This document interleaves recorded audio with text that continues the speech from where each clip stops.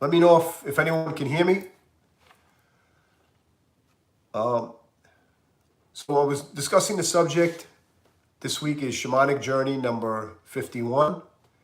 And as we go through this week, one of the subjects that I've spoken about in the past, but I felt was pretty relevant, is the subject of forgiveness. And you know, we always have that subject will always come up in our lives, you know, whether we've cycled through it or not. And basically, forgiveness is really something like an inside job, but it's more or less of us individually looking for closure on a particular subject. And you know, as we grow up, we're taught to receive an apology for something that somebody does wrong. But sometimes we can wait a whole lifetime for that, and that may never occur. So really, the path of forgiveness comes in different forms, right? So for example, as I just mentioned, we sometimes look for somebody, we look for an apology from somebody that they forget with, you know, we want to forgive somebody, but we want them to fess up to something that they did wrong in order to make things correct. And there are many times that we actually don't forgive ourselves.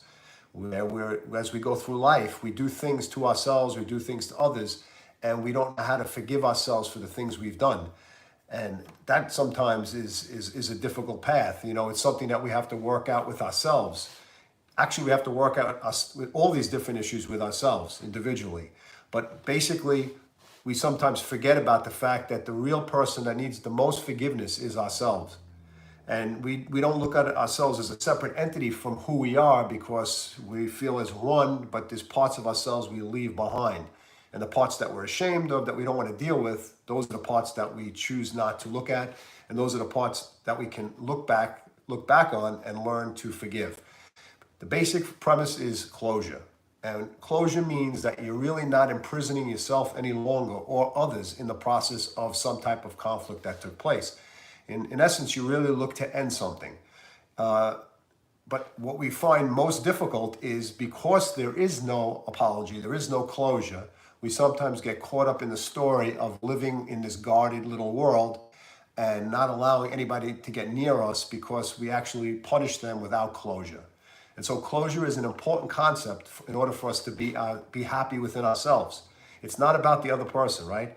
It's about initiating a dialogue with yourself that allows you to basically overcome some type of conflict, trauma that was done to you, that then puts you in a position to look within yourself and say, how am I going to get over this? Because sometimes there's no way through it. And sometimes you don't have to resolve it. But if you're looking for some type of equilibrium or balance, as I always say, then it's important for us to understand that we need to look into the things that we can do in order to bring this type of closure to us. And there's a lot of benefits for us, right? There's emotional benefits. We feel better about ourselves. We can move on. We no longer live in the past. There are physical benefits, right? Our blood pressure, our feeling of being enclosed, our feeling of being angry all the time starts to reduce. So our stress levels become, you know, lessened. And also, it's a good example for us to be able to show others the example of how to overcome and how to get through something and how to forgive, and to realize that it's something of a powerful tool that we can always use when we're faced with this type of dilemma that exists. You know, in the Hawaiian practice or traditions, there's a saying called Ho'oponopono, which is basically it's a practice whereby you are restoring balance to a relationship. And by repeating Ho'oponopono and then saying the words, I'm sorry, please forgive me, thank you, I love you, what you're really doing is resonating words into the universe that resonate with peace and love. And what it does is it sends back this balance to you so that you can restore relationships. You can restore conflicts that exist. That is if you're interested in doing that type of work. And so as I sit here and I discuss this, what I'd like you to do today is to try to think of a situation in your life where you needed to either forgive yourself or you needed to forgive someone else. And again, remember, you're not giving up yourself. It becomes an ego type of work if you say, I'm not doing that. Well, of course, you don't have to do that. But if you want to live in a state of peace and more serenity, then it's probably essential to try to at least do it. So that really requires you to, as I said, go over it and not through it in this case. And so what I'd like you to do is to try to reflect in your life on one aspect that you either need to forgive yourself or you need to forgive someone else. And what I'd like you to do is to try to find a place where you can lie down, or you can either sit up, but don't drive any car or any machinery, and try to keep your eyes closed. And if you can cover them, that's even better. And we'll go on a journey to your spirit animal to see what information you get. And just remember, the spirit animals themselves are metaphorical energies. They're symbols of almost holographic imprints from the universe in the form of that animal. And that animal has an energy, just like you see a specific animal around you anywhere you may go, and you know that energy that it has, whether you have a pet or you see something out in the wild. Okay, so let's try to relax and take a deep breath in and exhale. Take a deep breath in and exhale. Take a deep breath in and exhale. Close your eyes and let's go on our journey.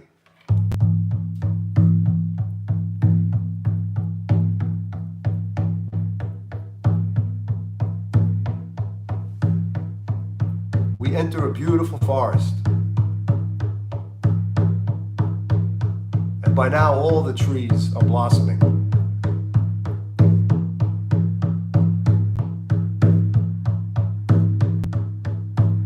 Take a deep breath in, and we can smell the flowers, the wildflowers that are peeking through the forest floor.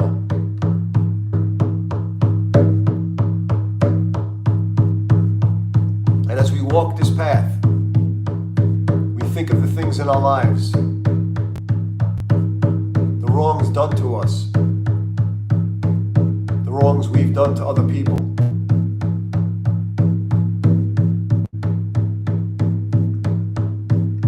The lack of closure that exists.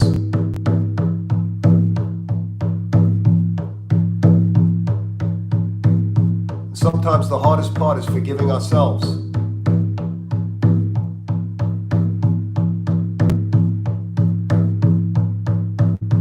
And we continue on this path. The terrain becomes hilly. It goes up. Then down.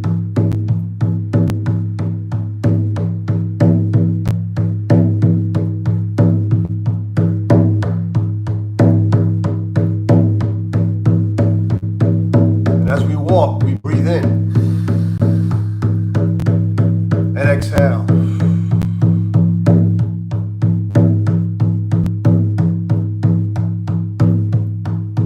The path veers to the right.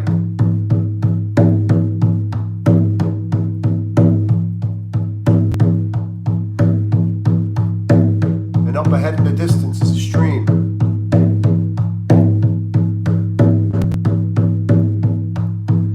There are rocks lined up, enabling you to walk right over it.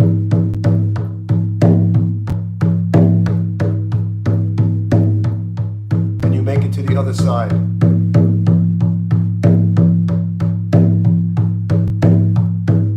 You follow the embankment up into a path that leads further into the woods.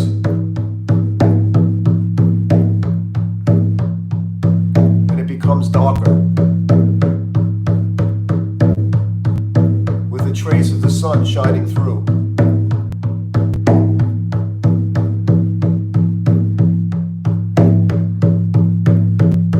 Up ahead,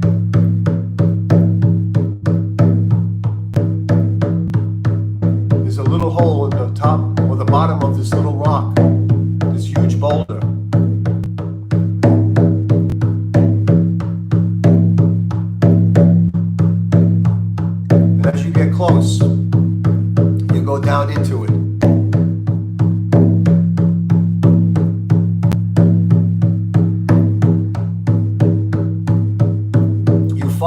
light is shining.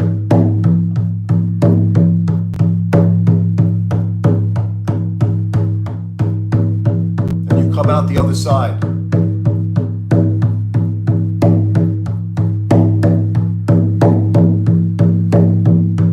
And as you come out, you look around. What do you see? What does the landscape look like? And as you turn to the right, you see a spirit animal. What animal do you see?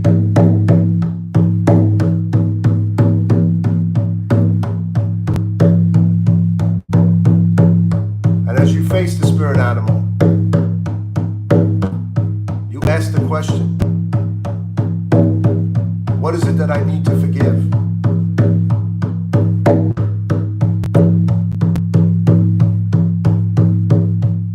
And you listen for the answers.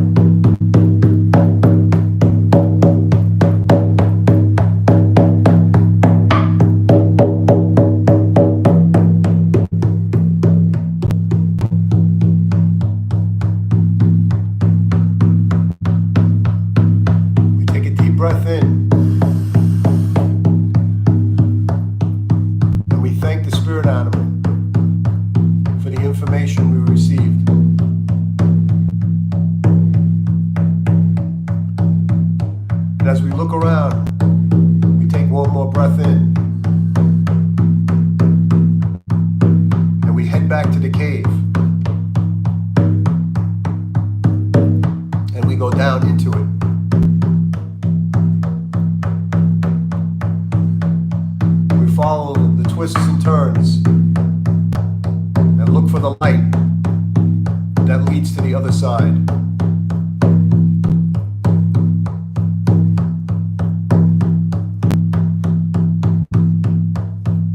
As we come out, we take the path back.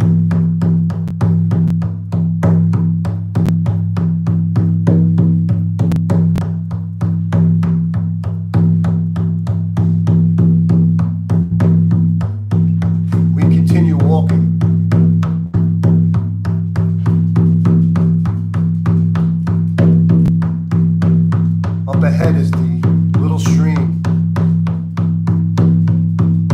and we stop in front of the stream and take water and wash our face.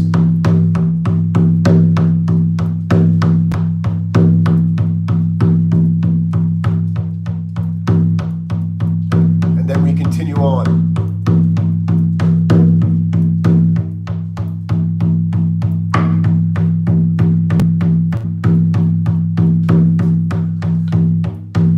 Turn left and take the original path back.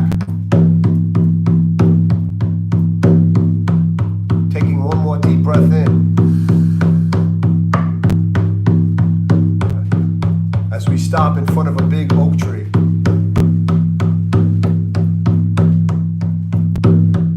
We put our arms around the tree and exchange energy with it.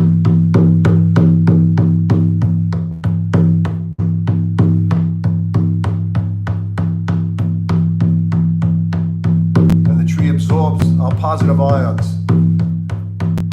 and exchanges energy back to us.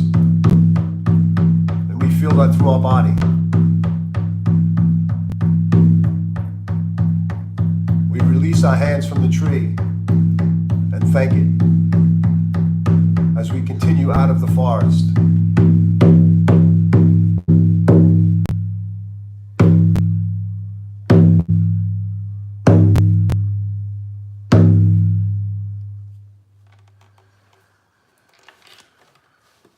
Okay, take a deep breath in and exhale. Take a deep breath in and exhale. Take one more deep breath in and exhale. Move your fingers, move your toes, shrug your shoulders a bit. And when you're ready, you can come back into the room. Okay, so today we did Shamanic Journey number 51 to forgiveness. And as you and I know, forgiveness is probably one of the most difficult things for us to do, to forgive. If we look at forgiveness as an inside job of really getting over the situation by bringing closure to it, not right away, but in due time, of understanding that the person that suffers the most is ourselves when we don't forgive. Because when we imprison others, we imprison ourselves with those thought patterns. And so it's very important for us to be able to try to learn how to incorporate forgiveness. And it starts with us forgiving ourselves for things we've done, because all of us know the things that have been done to us, but also the things that we've done to others that have hurt other people. And when we take ownership for the things that we've done, we can understand that life has this exchange of teaching us, I guess, through the feelings of guilt and shame, of taking the next step of dealing with those issues or emotions and trying to raise yourself to a higher level and bring closure. And as I mentioned earlier, if you're not familiar with the Hawaiian practice of Ho'oponopono, which is really harmonizing, it's a harmonizing process of bringing balance and restoring balance between people and relationships. And so if you really can't make contact with somebody that has hurt you or you've hurt, then we can at least send love to them if it's possible. It takes strength and courage to do that. But using the words, I'm sorry, please forgive me, thank you, I love you. And if you repeat those words over and over again, the Ho'oponopono prayer, you will see that things start to harmonize between you and the other person and vice versa. So in other words, if you can't get to the other person at least you can pray for the other person so that they bring some type of unity or closure to a situation. Again, it takes courage and it takes strength. And so if you're here today and this resonates with you, which it does for the people who are here and who will be here for the recording, then you'll understand what I'm talking about. And so I hope during this week and today going forward, you're able to incorporate the act of forgiveness in your daily life and to see if you can rise to the occasion. All right, I want to thank you for joining me this evening. And next week, I'm trying to probably add a healing session. And so I'll do a YouTube live where we'll sit and I will do a sound therapy healing, which is a modality of incorporating different chakras through sounds, clearing out the chakras. And it can be done obviously in person, but it can be done also from a distance. Okay, so hopefully you'll join me next week and hopefully you receive some positive information. And I'm grateful that you showed up today and that you'll show up during the week. All right, I hope you have a great week ahead. Bye-bye.